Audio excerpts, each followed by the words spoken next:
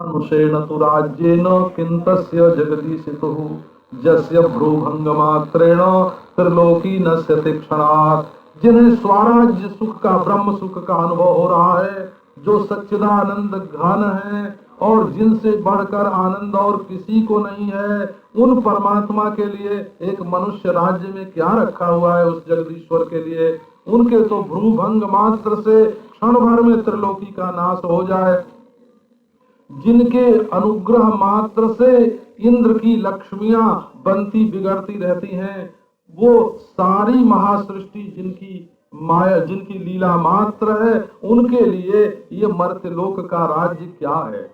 फिर भी भरत की इच्छा पूरी करने के लिए, कैकेयी की इच्छा पूरी करने के लिए, अपने भक्तों को ये झांकी दिखाने के लिए लीला मानुष शरीर से वे सब कुछ अनुकरण करते हैं, अनुवर्तन करते हैं।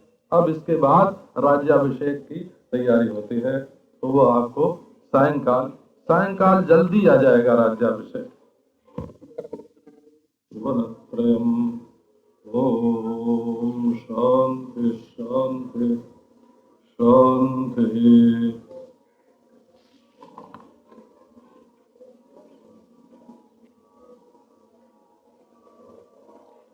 ब्रह्मात्रेण भवन्त्याखण्डलश्रियः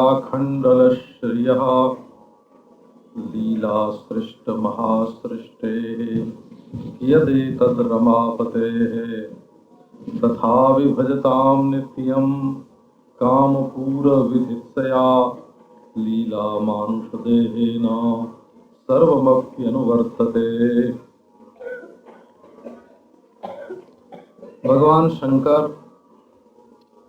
गौरी से कह रहे हैं, अर्थात ये मंत्र है कि जिनके केवल अनुग्रह से, बिना किसी प्रयत्न के, करोड़ इंद्रों की लक्ष्मी बनती है, बिगड़ती है, मिटती है, जिन्होंने खेल खेल में इस महासृष्टि का निर्माण कर दिया है, उन भगवान रामचंद्र के लिए एक पृथ्वी का राज्य क्या बड़ी बात है।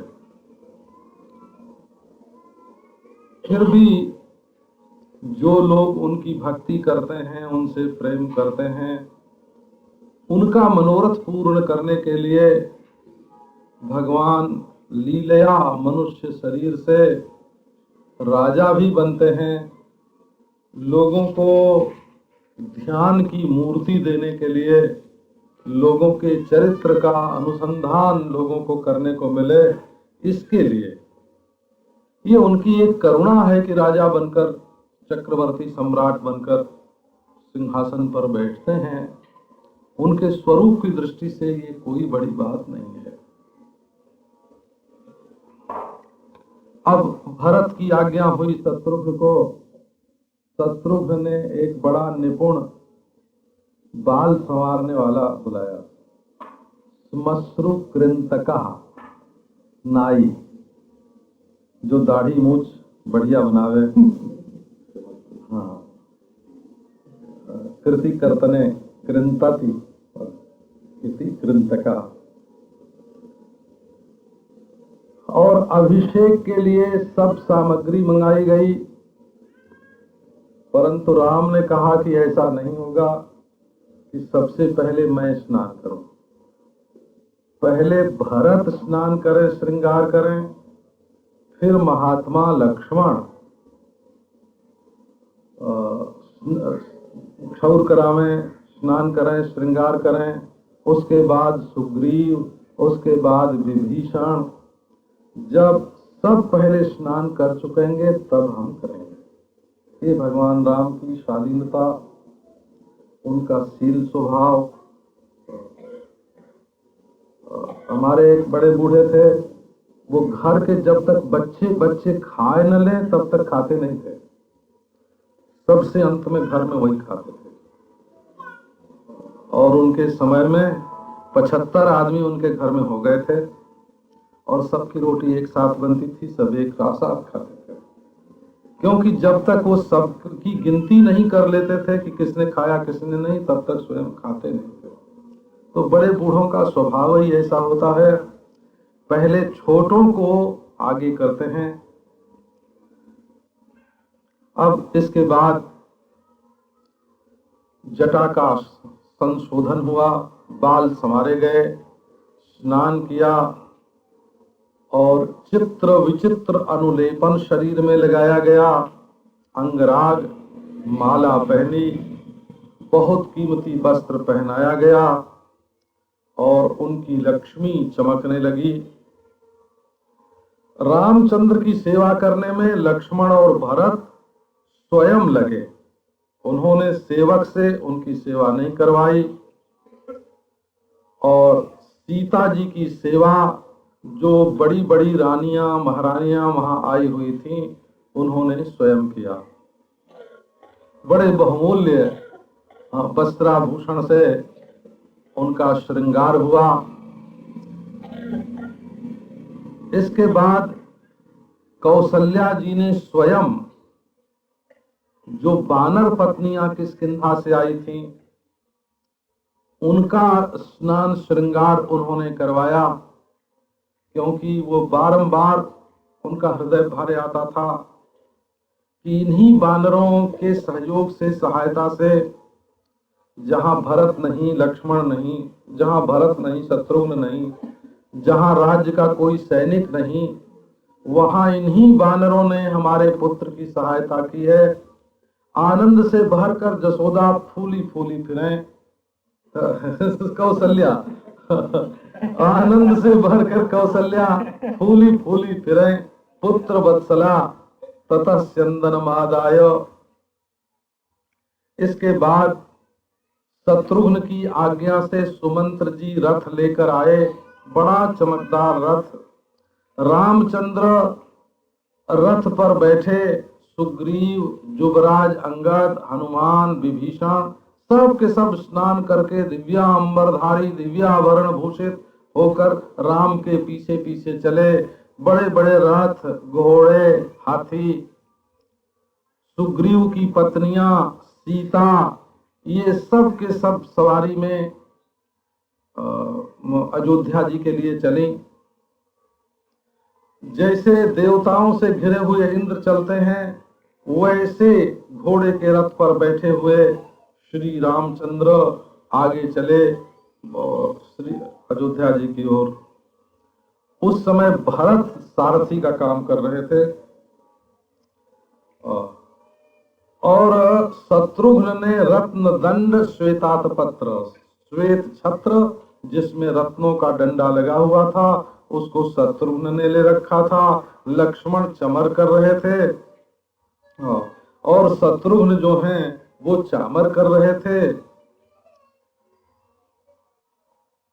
इस प्रकार दूसरा जो चमर है उसको विभीषण जी ने ले रखा था। देवता लोग पुष्पों की वर्षा कर रहे थे, रामचंद्र भगवान की स्तुति हो रही थी। बानरों ने अपना बानर रूप छोड़ दिया, वे सब के सब मनुष्य रूप हो गए और हाथी पर चढ़ चढ़ कर बानर लोग चले। एक एक हाथी पर कई कई बानर मनुष्य के वेश में। भेरी शंख बजने लगे, मृदंग पणव आनक की ध्वनि चारों ओर भरपूर हो गई। रामचंद्र भगवान अपनी समलंकृत श्रेष्ठ पुरी में प्रविष्ट हुए। पुरवासियों ने देखा कि रामचंद्र भगवान राज्याभिषेक स्वीकार करने के लिए आ रहे हैं, सवारी निकल रही है। दुर्वादल श्याम तनुम महार्ह किरीट रत्नाभरणाचितांगम आरक्त कंजायत लोचनांतम दृष्ट्वा जजुर्मोदमतीव पुण्याः। दुर्वा दल के समान श्यामल श्री विग्रह है, बहुमूल्य किरीट है, सिर पर रत्नों के आभरण हैं, अंग अंग शोभा से संपन्न है, आंखें रत्नारी हैं। देख करके सब लोग आनंदित हो गए। विचित्र रत्नों से पुजे हुए विचित्र विचित्र रत्न जिसमें बीच बीच में लगाए हुए ऐसा पीतांबर श्री रामचंद्र धारण किए हुए हैं और हृष्ट पुष्ट बलिष्ठ उनके भुजदंड हैं। मुक्ता फल दिव्य हार धारण किए हुए हैं। प्रजा देख करके आनंद में मग्न हो गई। भगवान श्री रामचंद्र के नील शरीर पर मुक्ता माला की ऐसी शोभा होए जैसे नीले आकाश में मुक्ता गंगा जी की, जैसे गंगा जी की छवि होती है। सुग्रीव आदि सब के सब भक्त उनके साथ सूर्य के समान चमक रहे। कस्तूरी का चंदन शरीर में लगा हुआ, कल्पद्रुम पुष्प की माला पहने हुए सब की सब स्त्रियां आनंद में भर करके घर का काम धंधा छोड़ करके अपने ऊपर छज्जों पर चढ़ गई। हर्म्याणि चैवारुरुः स्वलंकृता। अयोध्या की स्त्री भी सर्वाभरण भूषित सर्वांग सुंदरी। भगवान को देखा उन्होंने, उनकी आंखें आनंद से भर गई। पुष्पै किरन्त्यः स्मित शोभिताननाः, ऊपर से फूलों की वर्षा कर रही, मुस्कुराए मुस्कुराए करके, माने अपनी खुशी, अपनी हंसी, अपनी प्रसन्नता श्री रामचंद्र जी पर निछावर कर रही। स्मित शोभिताननाः, और आंखों के द्वारा अपने नयन मनोरसायन आनंद मूर्ति भगवान श्री रामचंद्र का दर्शन करते हैं। मानो उनके नेत्रों का उत्सव ही मूर्तिमान होकर मार्ग में चल रहा है। मनसा भिरे भिरे, और मन से उन्होंने श्री रामचंद्र का परिरंभण किया, आलिंगन किया। मन ही मन उनको अपने हृदय से लगा लिया। राम मुस्कुराकर स्नेह भरी दृष्टि से प्रजा को और स्त्रियों को सबको देखते हुए मार्ग में धीरे धीरे चल रहे हैं। इसके बाद इंद्र के भवन के समान पिता के महल में गए। वहां जाकर के जिस कमरे में पिताजी रहते थे उसमें नहीं बैठे, अलग बैठे, और वहां जाकर के फिर कौशल्या माता के चरण छुए और उसके बाद सब माताओं के चरण छुए। रघुवंश केतु भगवान ने बड़ी भक्ति से सबकी वंदना की। सत्य पराक्रम राम ने कहा, ये भी एक देखो राम का सद्गुण। बोले कि मेरे रहने के लिए जो महल है वो सुग्रीव को दे दिया जाए। भरत को बुला करके भगवान ने कह दिया। अपनी सुख सुविधा का ख्याल भगवान राम नहीं रखते हैं, अपने भक्त की सुख सुविधा का ख्याल रखते हैं। वो उत्तम महल सुग्रीव के काम आवे जिसमें सारी संपत्ति भरी हुई है, ऐसी आज्ञा कर दी। और फिर ये आज्ञा कर दी भरत के लिए कि जितने हमारे साथ आए हैं हमारे मित्र भाई बंधु, उनके लिए अलग अलग रहने की व्यवस्था की जाए। भरत ने रामचंद्र की आज्ञा का पालन किया। अब शत्रुघ्न जी ने जा करके सुग्रीव से प्रार्थना की कि श्री रामचंद्र के राज्याभिषेक के लिए चारों समुद्र का जल चाहिए। सो उन्होंने तुरंत दूत भेज दिए। जाम्बवान एक ओर गए, हनुमान जी दूसरी ओर गए, अंगद तीसरी ओर गए और सुषेण चौथी ओर गए। वायु वेग से चारों गए और जा करके जलपूर्णान सात कुंभ कलशान च समानयन, जल से भरे हुए और स्वर्ण के कलश ले आए। सबके सब तीर्थ का जल आया। शत्रुघ्न ने मंत्रियों के साथ श्री वशिष्ठ जी से निवेदन किया कि महाराज अब राम का अभिषेक होना चाहिए।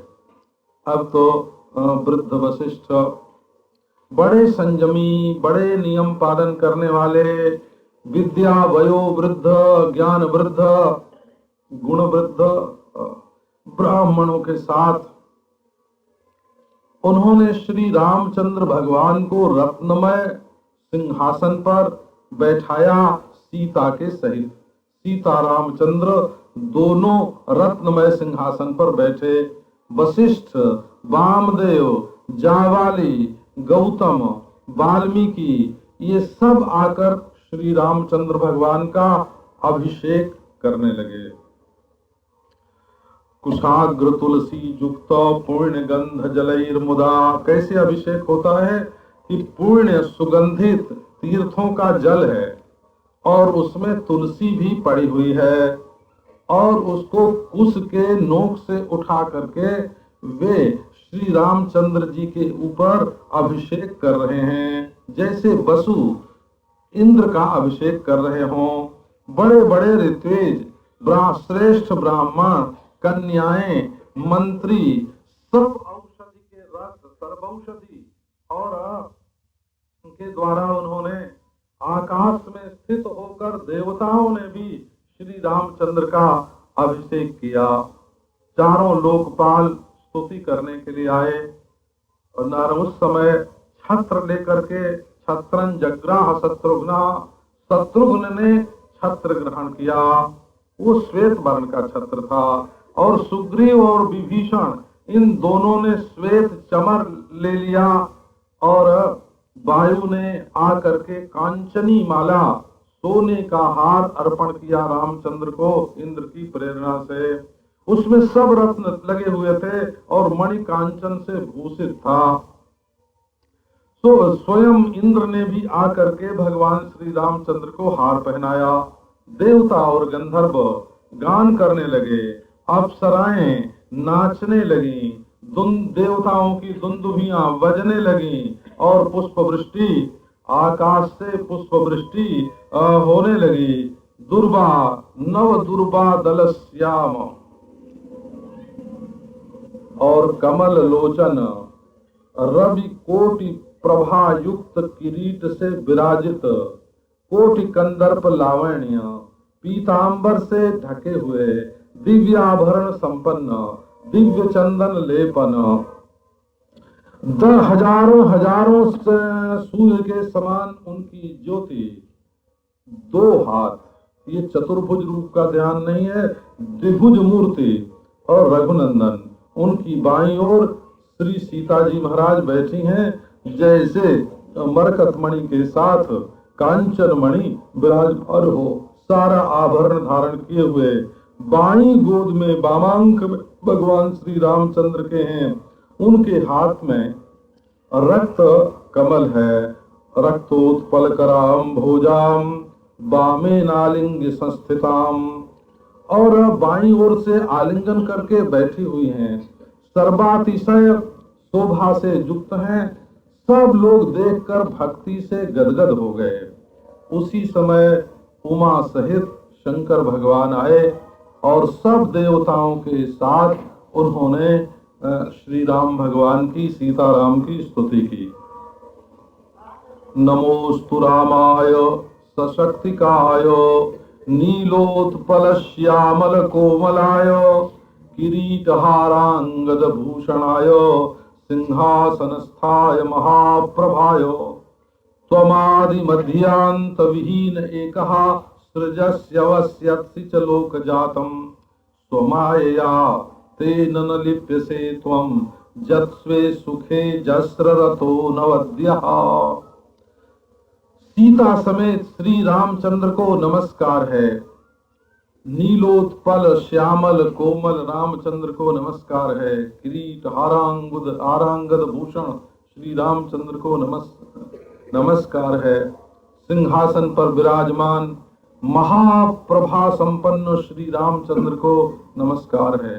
प्रभु आपकी न आदि है, न मध्य है, न अंत है, आप एक हैं। जिसके आदि और अंत होता है उसका मध्य भी होता है, और जिसका मध्य होता है उसका आदि और अंत भी होता है। परमेश्वर में काल की कल्पना यदि जोड़ी जाए तभी, बल्कि ऐसा कहना पड़ेगा कि यदि ईश्वर से बड़ा काल को माना जाए तब ईश्वर की आदि और अंत की कल्पना की जा सकती है। यदि ईश्वर से बड़ा काल को न माना जाए तो ईश्वर के आदि और अंत की कल्पना कैसे हो सकती है। तो उनमें न आदि है, न मध्य है, न अंत है। वे ही सारी सृष्टि बनते हैं, रक्षा करते हैं और फिर खा जाते हैं।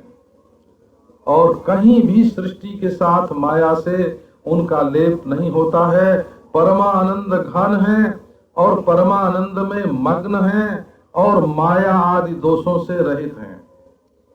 कहे प्रभु, आप गुणों के अनुसार लीला का विधान करते हैं। क्यों करते हैं? कि प्रपन्न भक्तानुविधान है। तो क्योंकि जो आपके शरणागत भक्त हैं उनको इससे बड़ा आनंद होता है। आप अनेकों अवतार ग्रहण करते हैं, कभी मनुष्य मालूम पड़े, कभी देवता मालूम पड़े, लेकिन ज्ञानी लोग ही आपको पहचानते हैं कि सकल सूरत चाहे कुछ भी हो, ये हैं भगवान ही। यदि बालक को एक सोने की सिल्ली लेकर पहचान करा दी जाए कि इसका नाम सोना है, तो कंगन के रूप में वो सोना को नहीं पहचानेगा। और कंगन, हार, कुंडल के रूप में पहचान करा दी जाए तो सिल्ली के रूप में, द्रव के रूप में या चूरे के रूप में वो नहीं पहचानेगा। लेकिन जो सोना को पहचान लेगा, वो किसी भी शकल में सोना होए, चाहे कुंडल हो, हार हो, कंगन हो, सिल्ली हो, चूरा हो, द्रव हो, सब रूप में वो परमेश्वर को पहचानता है। इसलिए ज्ञानी पुरुषों को ही ये बात मालूम पड़ती है कि सब शकल में, सब सूरत में भगवान हैं। अपने अंश से ही उन्होंने दूसरे के द्वारा जड़, प्रकृति, चित्त, विज्ञान आदि की सहायता लेकर उन्होंने ये सृष्टि नहीं बनाई है। वही ऊपर नीचे सर्वत्र शेष के रूप में भी वही है और वही सूर्य, अग्नि, चंद्रमा, औषधि और वर्षा के रूप में अनेक रूप से जगत के रूप में भासते हैं। तुम ही सबके शरीर के भीतर रामचंद्र अग्नि के रूप में हो और जो मनुष्य खाता है वैश्वानर रूप से उसको पचाते हो। और आप ही प्राण अपान हो करके और अखंड रूप से सारे जगत को धारण करते हो। चंद्र, सूर्य, उसके भीतर अग्नि, अग्नि के भीतर आप निवास करते हैं। आप चेतन स्वरूप हैं, ज्ञान स्वरूप हैं। ज्ञान में परिवर्तन नहीं होता, ज्ञान के विषय परिवर्तित होते हुए मालूम पड़ते हैं, परंतु स्वयं ज्ञान स्वरूप चेतन परिवर्तित नहीं होता। संसार में जितना भी धैर्य है, शौर्य है, आयु है, वो सब परमात्मा की सत्ता है।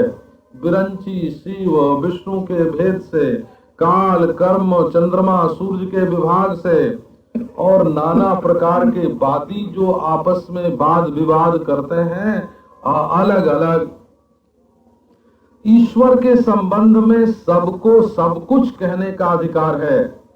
जिसको जैसा जैसा मालूम पड़े, बदंती चैतत कवयो जथा रुचम, उसमें ये कहने का नहीं है कि ईश्वर ये नहीं है और तुमको ये कहने का अधिकार नहीं है। वादिनाम पृथगिवेश विभासी ब्रह्म निश्चित मनन्यधिकम।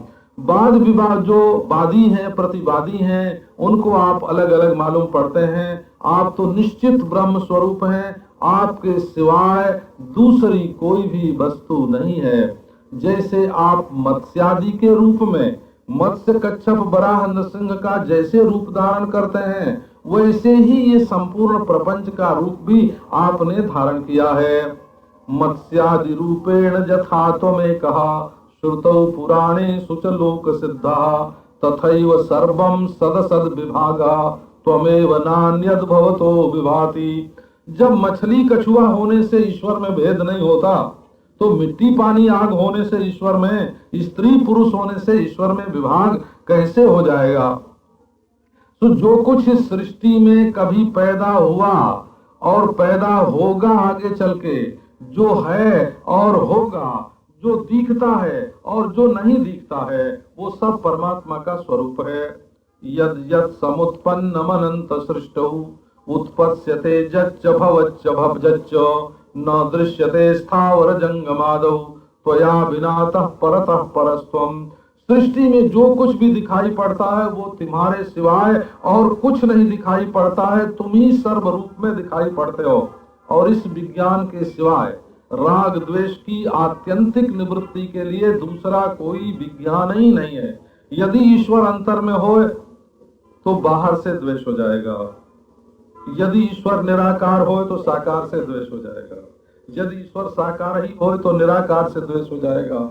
यदि परमात्मा के सिवाय दूसरी कोई वस्तु होगी तो मनुष्य के हृदय में से राग द्वेष निकलने की कल्पना ही छोड़ दो।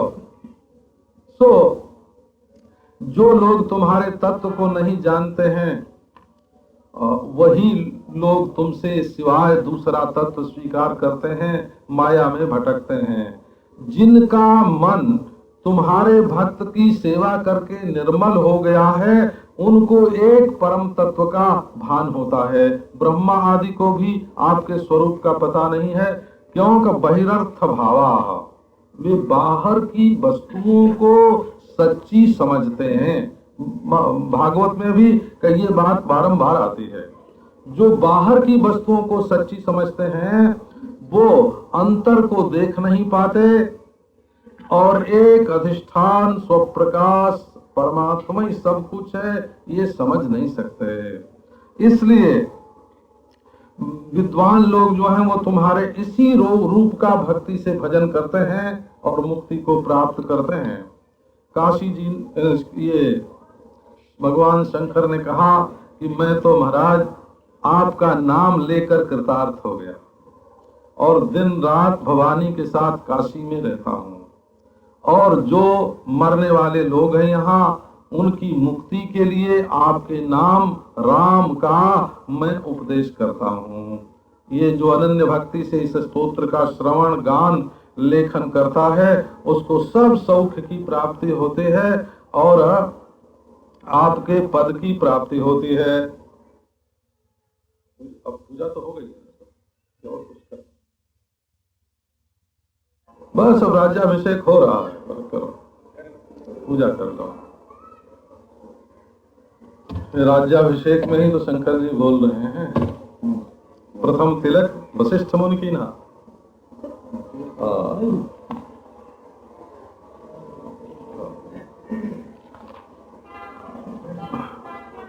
अब कर लो पूजा, सब कर लो।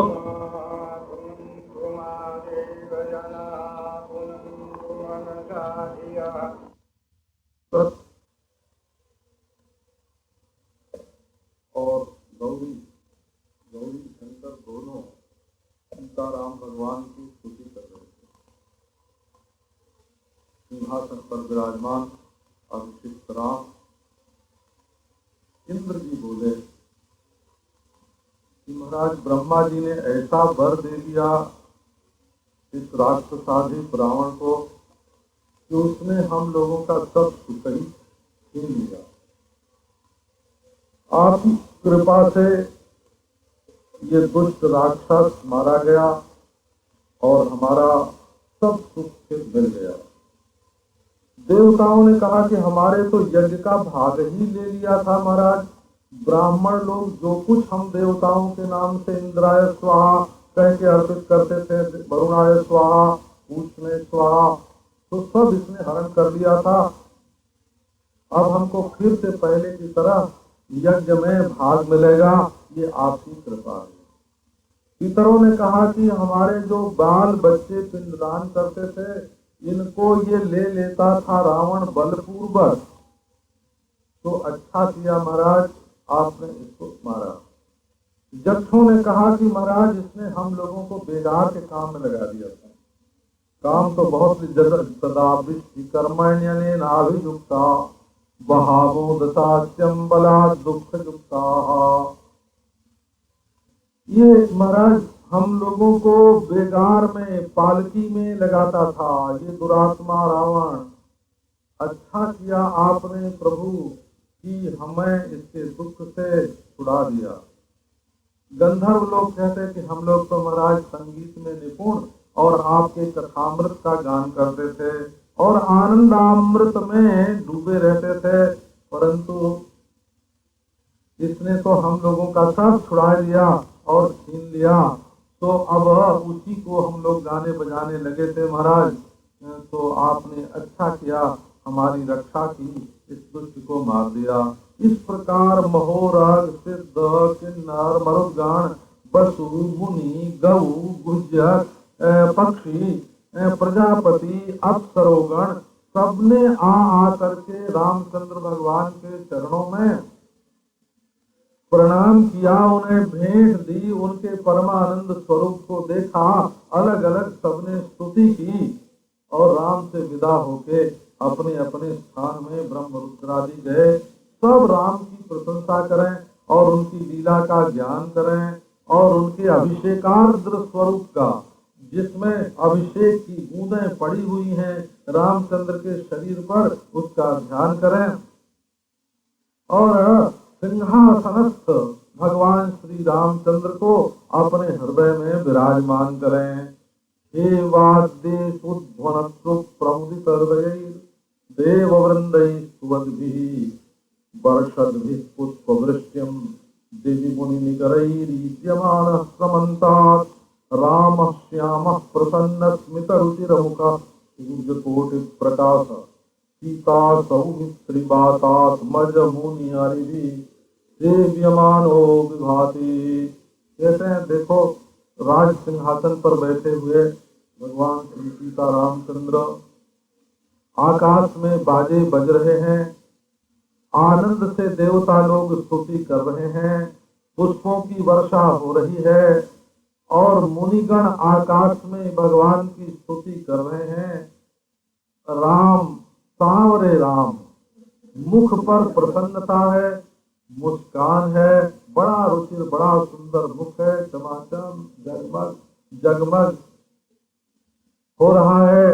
और सीता हैं एक ओर, लक्ष्मण जी हैं दूसरी ओर, हनुमान जी हैं तीसरी ओर, सीता सौमित्री हनुमान वशिष्ठ जी हैं एक और बंदरों की सभा जुड़ी हुई है।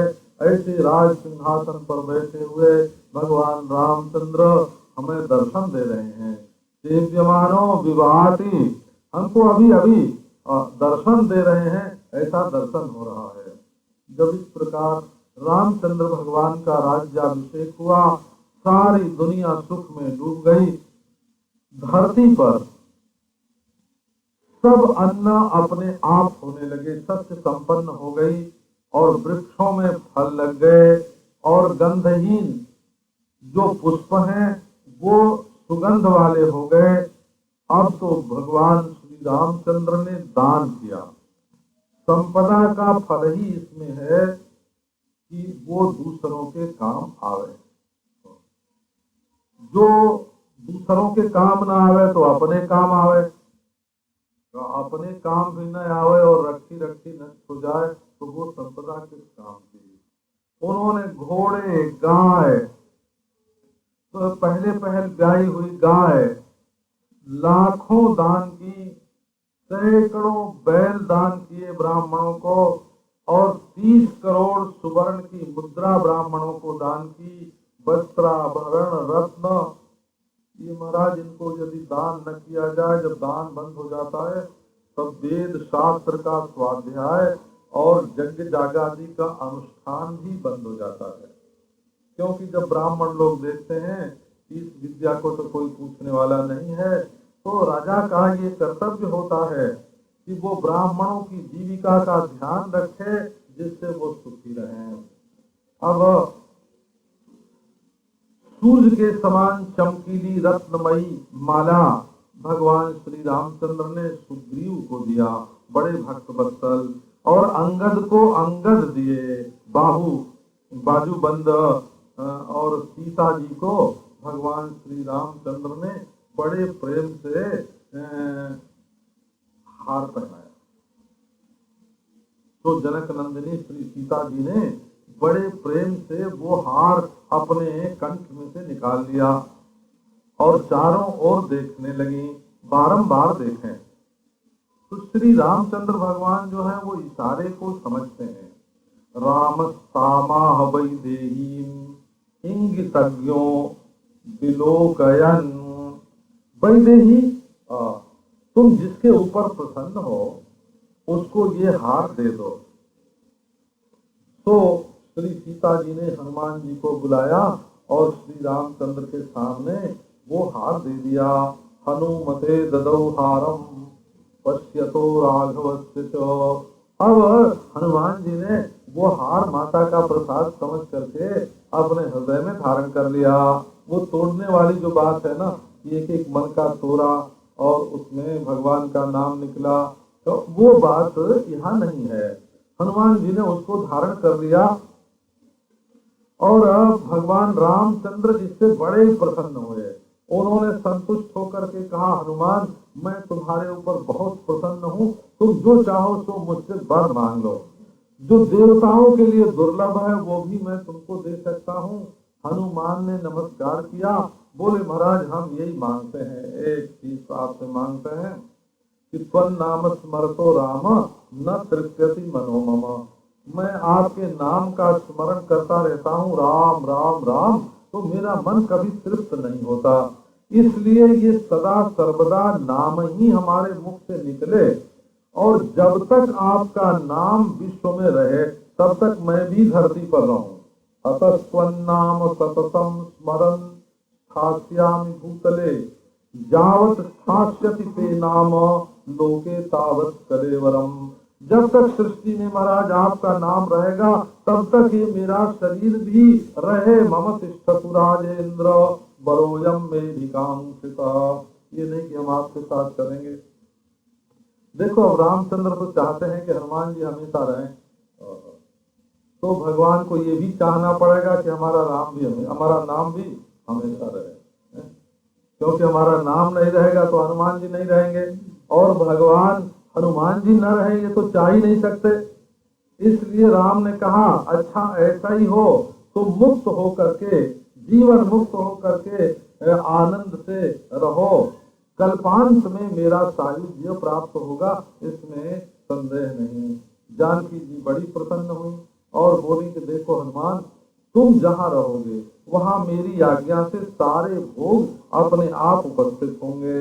इस प्रकार सीता रामचंद्र दोनों ने हनुमान जी को वर दिया। अब तो हनुमान जी की आंखों से झरझर आंसू गिरने लगे। बारंबार प्रणाम करें और फिर वे तपस्या करने के लिए हिमाचल पर चले गए। कहीं कहीं ऐसी कथा आती है कि हनुमान जी अयोध्या में ही रह गए और अंत में भगवान श्री रामचंद्र ने हनुमान जी को ही अयोध्या का राजा बनाया। कहीं कहीं कुछ लौ के राज्याभिषेक की बात भी आती है। तो हनुमान जी चले गए तपस्या करने के लिए। अब गुरु के पास स्वयं रामचंद्र गए। वो तो हाथ जोड़ के खड़े हो गए, बोले मित्र तुम श्रृंगवेरपुर जाओ, मेरा चिंतन करना और प्रारब्ध के अनुसार भोग भोगना, मेरा ही सारूप्य तुमको प्राप्त होगा, इसमें संदेह नहीं। उनको भी दिव्य आभरण दिए और उनके राज्य की जो सीमा थी उसको बढ़ा दिया और विज्ञान भी दिया, और राम का आलिंगन प्राप्त करके परमानंद में मग्न श्री गुह जी जो हैं वो चले गए। इसी तरह से जो दूसरे बानर अयोध्या में आए थे सबका सत्कार किया गया सुग्रीव आदि का बड़े आनंद से, और राम परमात्मा से सब आनंद प्राप्त करके जैसे आए थे वैसे चले गए। सुग्रीव आदि किष्किंधा में गए। विभीषण को ऐसा राज्य प्राप्त हुआ कि किसी प्रकार का शत्रु उनका स्पर्श ही न कर सके, और रामचंद्र ने उनका बड़ा सत्कार किया। वे भी लंका में गए और अखिल प्रजा वत्सल भगवान श्री राम समग्र राज्य का शासन करने लगे। अनिच्छन्नपि रामेण जौवराज्ये विशेषितः लक्ष्मणः। भरत और शत्रुघ्न ने तो युवराज पद को स्वीकार ही नहीं किया। लक्ष्मण भी नहीं चाहते थे, पर इच्छा बिल्कुल नहीं थी, परंतु राम की आज्ञा के सामने उनकी एक न चली। तो राम हुए राजा और लक्ष्मण हुए युवराज, और परम भक्ति के द्वारा वो राम की सेवा करने लगे। वैसे तो राम साक्षात परमात्मा है और ये संपूर्ण विश्व सृष्टि के कर्म के स्वामी निर्मल हैं। इनमें न कर्तापन है न भोक्तापन है। यदि कोई ये प्रश्न करे ना कि ये ज्ञानी लोग ज्ञान हो जाने पर अकर्ता और अभोक्ता कैसे रहते हैं, तो स्वयं नित्य सिद्ध ज्ञानवान जो रामचंद्र हैं वो इसका दृष्टांत उपस्थित करते हैं। कब वो कर्तृत्व भोक्तृत्व से रहित होने पर भी, निर्विकार होने पर भी, अपने आत्मानंद में संतुष्ट होने पर भी लोगों को उपदेश करने के लिए बड़े बड़े अश्वमेधादि यज्ञ करते हैं, उसमें दक्षिणा देते हैं। मनुष्य शरीर धारण करके उन्होंने बड़े बड़े यज्ञ किए।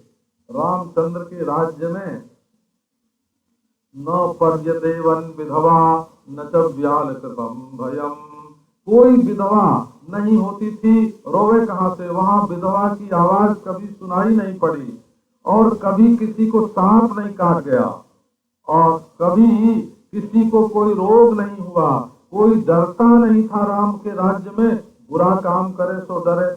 जहाँ बुराई नहीं रही वहाँ डर का क्या काम।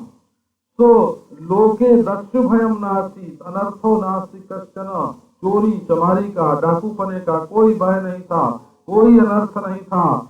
और बड़ों के रहते छोटों की मृत्यु नहीं होती थी राम राज्य में। सब के सब राम की पूजा करते थे, सब राम का चिंतन करते थे। समय समय पर जितनी आवश्यकता होती समय पर बादल वर्षा करते थे। प्रजा अपने धर्म की रक्षा करती थी, वर्णाश्रम का पालन करती थी। रामचंद्र भगवान प्रजा की वैसे ही रक्षा करते जैसे कोई पिता अपने पुत्र की रक्षा करता है। सर्व लक्षण संपन्ना सर्व धर्मपरायण 10 वर्ष सहस्राणि रामो राज्यम उपासतः, सब लक्षणों से संयुक्त राम और सब धर्म परायण। ये जो तत्व ज्ञान है ये कहीं राज्य शासन में बाधा डालने वाला नहीं होता। और यथाहम लीलेश्वर भागवत में तो स्थान स्थान पर ये बात कही गई, अन्याश्च नियमान ज्ञानी, ज्ञानी नियम मर्यादा का पालन करे, परंतु कैसे करे कि जैसे मैं ईश्वर लीला से करता हूँ वैसे करे। 10,000 वर्ष तक राम ने राज्य को स्वीकार किया। कहीं 10,000 वर्ष लिखा है, कहीं 12,000 वर्ष लिखा है, और कहीं 13,000 वर्ष भी लिखा है। वाल्मीकि रामायण के प्रारंभ में तो है 10 वर्ष सहस्राणि 10 वर्ष शतानि च 11,000 वर्ष रामो राज्यम उपासित्वा। श्रीमद् भागवत में 12-13,000 वर्ष का उल्लेख है। तो इसको ऐसे बताते हैं कि अंत में जो जानकी जी का वियोग हुआ तो भगवान श्री रामचंद्र को जितना मर्त्यलोक में रहना था रह चुके। अब दशरथ जी की जो राम विरह में अकाल मृत्यु हुई थी वो आयु रामचंद्र के पास आई। ये उत्तराधिकार में महाराज आप दशरथ की आयु भी लीजिए। तो जब दशरथ की आयु श्री रामचंद्र भगवान के श्री विग्रह में आई और भगवान ने उसको अनुग्रह करके कृपा करके स्वीकार किया, तो उन्होंने यही उचित समझा कि इन दिनों में श्री जानकी जी अब हमारे पास नहीं रहेंगे। तो जानकी जी को वाल्मीकि मुनि के आश्रम में भेज दिया और पिता की आयु से जानकी जी का उपभोग नहीं किया, ऐसा रामायणी लोग बताते हैं। तो ये जो रामचंद्र का चरित्र है ये एक रहस्य है और धन धान्य रिद्धि से संपन्न है। इसके श्रवण से मनन से दीर्घायु आरोग्य पुण्य की प्राप्ति होती है। इसका नाम है अध्यात्म रामायण, परम पवित्र है। शंभु भगवान ने इसका वर्णन किया है। जो भक्ति के साथ एकाग्र चित्त से इसका श्रवण करता है, पाठ करता है और खुश होता है, ये नहीं मनता होकर के, नहीं तृष्णाकुल होकर के इसका पाठ नहीं करना चाहिए। परमानंद में मग्न होकर उसके सारे पाप मिट जाते हैं। इसके श्रवण से धन चाहने वाले को धन मिलता है, पुत्र चाहने वाले को पुत्र मिलता है, श्रेष्ठ पुत्र की प्राप्ति होती है। जो इस अध्यात्म रामायण का श्रवण करता है उसको संपत्तिशाली धरती प्राप्त होती है, शत्रुओं पर विजय प्राप्त होता है, दुख मिटते हैं। और जो स्त्री इसका श्रवण करती है उसके बच्चे जीने लगते हैं। जो बंध्या है उसको भी पुत्र की प्राप्ति होती है। भक्ति से ये कथा सुननी चाहिए। जो श्रद्धा से मनुष्य इसका पाठ करता है और बीच में क्रोध नहीं करता और मात्सर्य नहीं करता, अपने से आगे बढ़ा हुआ किसी को देख करके उसके लिए दिल कड़वा न हो और क्रोध न आवे, तो वो सब कठिनाइयों को जीत जाता है और निर्भय होकर वो सुखी हो जाता है। सब देवता उससे प्रसन्न हो जाते हैं, सारी संपदाएं उसको मिल जाती हैं।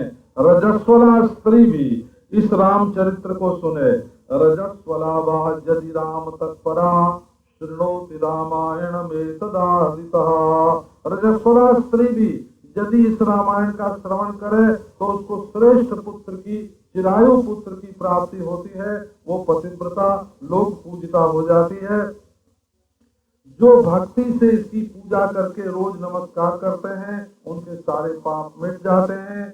ये अध्यात्म चरित्र संपूर्ण जो भक्ति के साथ श्रवण करते हैं या पाठ करते हैं उनके ऊपर भगवान श्री राम प्रसन्न होते हैं। ये श्री राम साक्षात परब्रह्म हैं और सबके आत्मा वही हैं। उनके संतुष्ट हो जाने पर धर्म, अर्थ, काम, मोक्ष चारों पुरुषार्थों में से कुछ भी दुर्लभ नहीं है। असल में मनुष्य को दो पुरुषार्थ ही मुख्यतः अभीष्ट हैं, एक तो काम और एक मोक्ष।